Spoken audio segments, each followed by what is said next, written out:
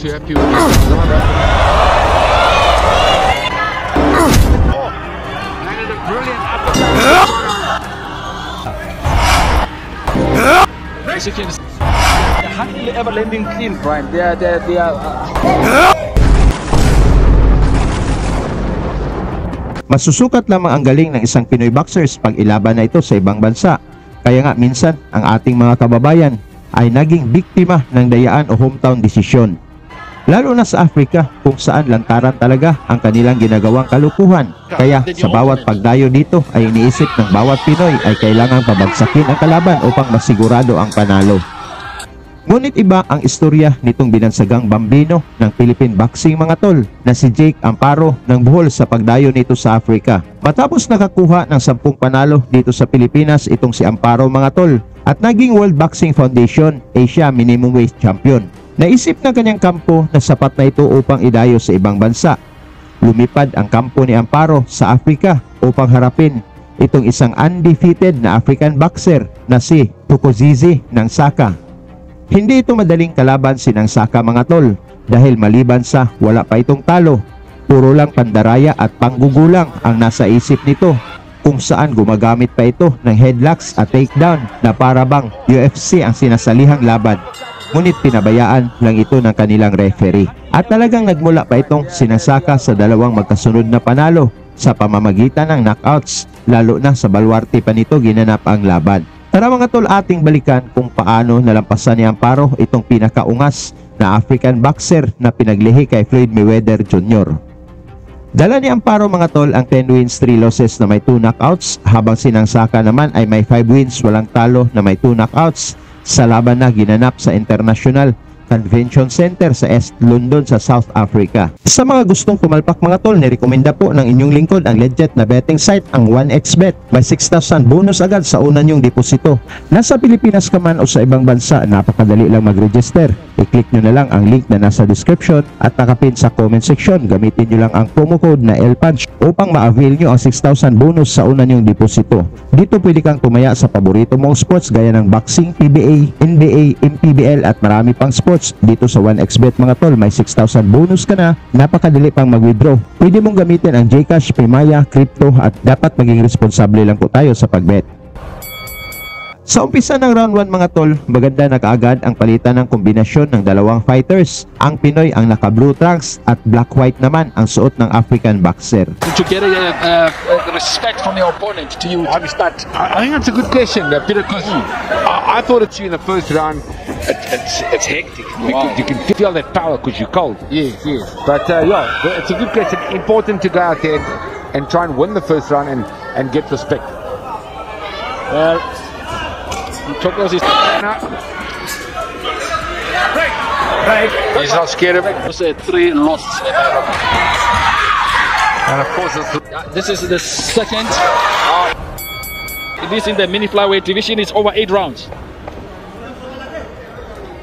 South African fighting in the southpaw stance. For Floyd Mayweather, 21 years old. I beat Chris Whiteboy when I was 21, so. And at what age did you win the world title? 25 years old. I got a shot at Alfredo Late. All right. So 3 years later, now my record actually in the UK against Derek Chisora.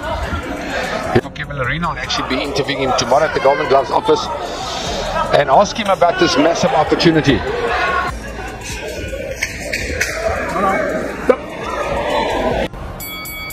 Dito sa ikatlong round mga tol, gusto nang ipatama ni Amparo ang mga malalakas na suntok upang pabagsakin ang kalaban. Ngunit nag-umpisa na rin ang pananakal at takedown nitong madayang Afrikano. Must make it fight, Brian, and at the moment the South African is fighting on the back foot.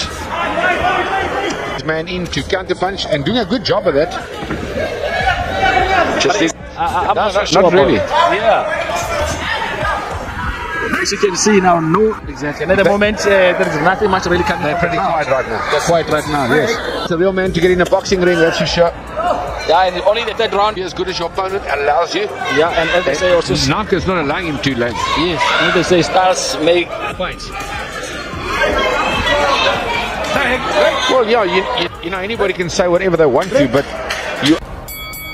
Tuloy ang aksyon dito sa kalagitnaan ng laban mga tol, ngunit tuloy rin ang pangyayakap nitong Afrikanong pinaglihi kay Mayweather. Little Mike Tyson. I don't think the crowd are too happy with these guys either. A rabbit punch, illegal punch from Maka, the back of the head. Sinasadya na talagang sinuntok ni ng Saka ang batok ni Amparo, ngunit pinabayaan lang ito ng referee. Nagpalakpakan naman ang mga African fans sa pinakita ng kanilang pambato.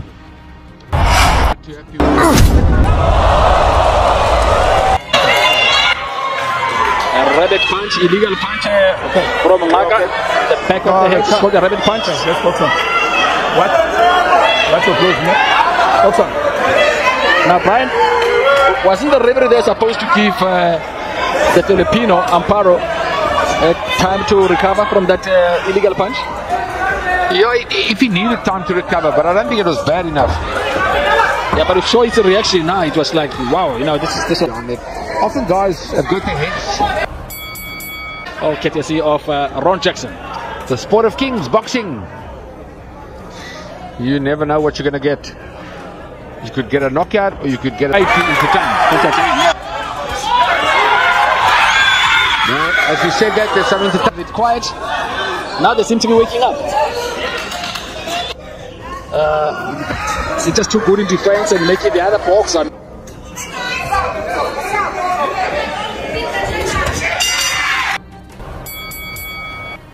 Sa ika-6 na round mga tol, medyo nahirapan si Amparo pabagsakin itong si ng Saka dahil sa napakagalaw nito at yumayakap agad ito upang patayin ang oras. Stop! No knockdown. Chase referee Allen Matikani. The referee says no knockdown. Yes, Chase getting the last 5 seconds of round number 5. We're in round 6.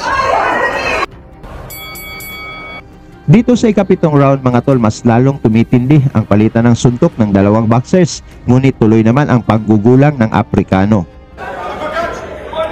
There's still one Brian.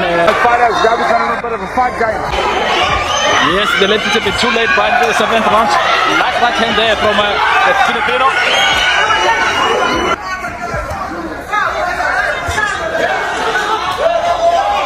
Exactly what he said they should be doing. They can't fight. Let's see if he can sustain that the punching. Now it goes, yeah. Nice one.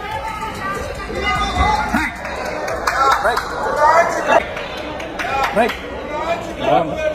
Yeah, I think the South African is doing enough to shade the fight. But it's not much in it. Yeah, but then and it's also getting a stand warning from referee Allen Matikani.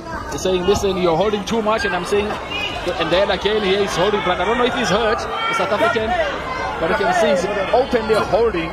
Mas lalong tumitindi ang pagyakap ni ng Saka mga tol para na itong tuko na ayaw bumitaw upang matipid nito ang oras dahil pinanigurado na nila ang panalo pagdating sa desisyon. It just looks like he's just, you know, going all out now to it. He's not looking good, and the Filipino is putting on the pressure here. He says low blow, but keep the fight going. Yes, he's complaining about the low blow. He's wincing, Brian. Yeah, I think he should not worry about the low blow. Keep the two sides running away, Brian. I think as well those punches from Amparo. Oh, this is a good round for Amparo. Absolutely. Sa huling round mga tol, tuloy pa rin ang pagtakbo at pagyakap nitong Afrikano dahil sa pag-aakala nitong sigurado na ang pagpabor ng hurado pagdating sa scorecards.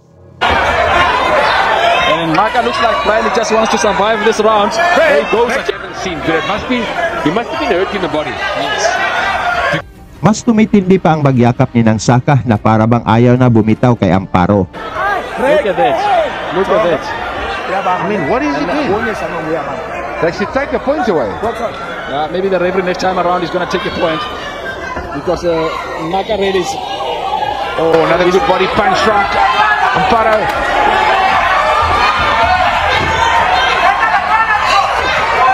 Yeah, Amparo is looking to stop. I don't think he likes to take a shot. Nice right punch. Then we're in trouble. Yeah, no, it's a little right. It's one thing that we can tell you that's for sure is that now he is losing this round. He lost the last round. And just look how he is holding Brian. Oh, and the one thing we can say as well is that Amparo, the veteran from the Philippines, has come to fight in the last few rounds. Dito sa huling minuto ng round mga tol, may pahabol pa na isang takedown. Ngunit didma lang dito ang referee. Talagang tuwang-tuwa naman at nagpalakpakan pa ang mga African fans sa pinakita ni Nang Saka sa laban mga tol. I kind of think the referee should have taken a point away. Yes. A while ago for that holding because he's blatantly holding and not letting go. do that. Kaya pagdating sa scorecards mga tol, nalungkot si Amparo, hindi na umaasa na manalo. Ngunit laking gulat ng Pinoy sa pag-announce na siya pala ang lumabas na panalo sa laban. Dahil dito sobra ang galit ng mga fans ni Nang Saka, hindi nila matanggap na natalo ang kanilang boxer. Tungkol naman sa inyong score sa laban mga tol, kung sino ang panalo, pag-usapan na lang natin yan sa baba at salamat sa inyong suporta.